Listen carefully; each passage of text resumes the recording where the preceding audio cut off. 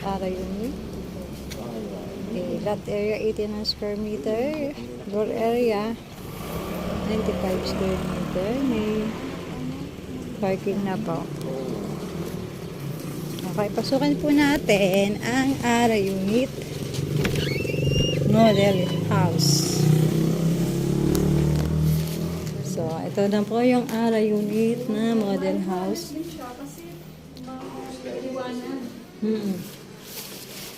Okay. So, ang turnover, may tiles, may kisa, may lahat. Complete na po. Wala lang yung cabinet. Okay. Sarap naman ang portion nila. Saka yung Pasukin natin ang itaas. Second floor. excluded. Ito pala, ito yung excluded. Modular kitchen cabinet. Ito na po yung kanilang model house.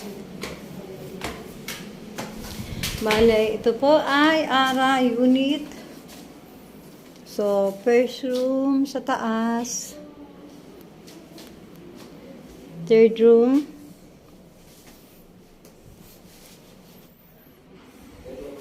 Then, ito po yung kanilang toilet and bath. Connected po ito sa master bedroom. So, area unit po ito. May balcony po. May balcony. Nasa master bedroom po tayo.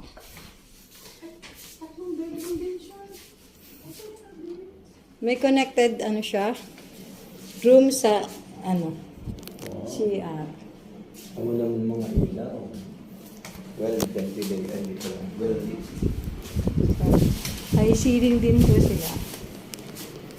Ito po ang Parang mas area. maaliwalas ito, isa dun sa isa. Yung sa kasi may pasilyo pa siya di ba? So, ito po. Nasa area unit po tayo.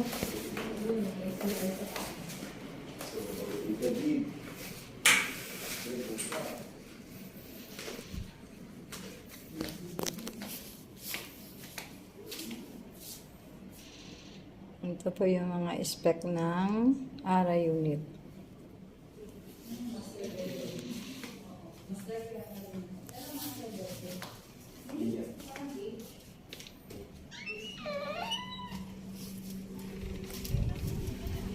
So, ang area unit po ay may parking din.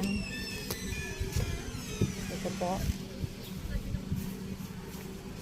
Area unit.